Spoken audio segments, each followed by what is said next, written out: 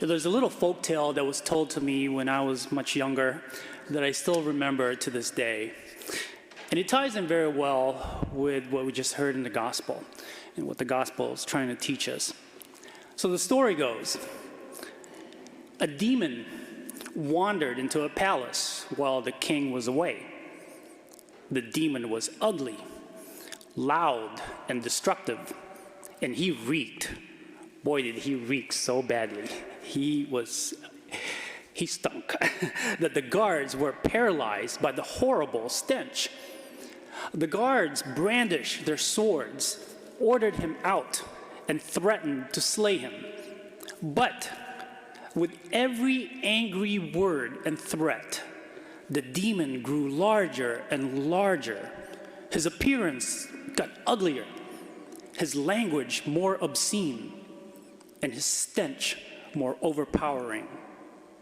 Well, soon the king returned to the palace. He approached the demon, but did not return the monster's vitriol. Instead, the king said, "Welcome to the palace. Has anyone offered you anything to drink or eat?" The demon said nothing.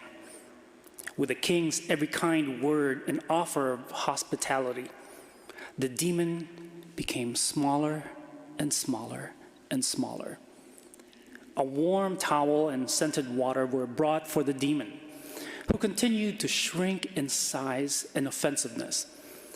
And before long, in the light of the king's kindness and understanding, the demon just vanished completely away. The point of the story is, anger feeds the demon within us all. It makes our hatred just grow larger and larger and larger.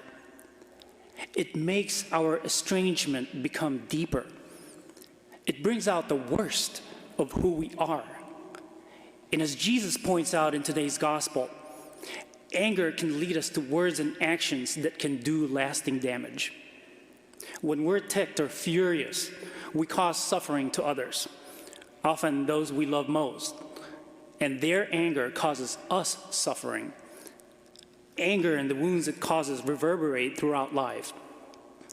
So when you feel anger rising, take a few deep breaths. And it also helps to just keep your mouth shut.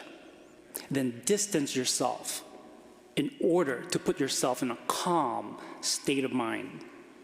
Lean into God and let Him guide your steps so that you don't get stuck in anger or harbor bitter feelings that can only poison our soul. Jesus calls us to make kindness and humility our default attitude towards others. Scripture teaches, and you've heard this before, but it's worth repeating, be quick to listen, slow to speak, and slow to become angry.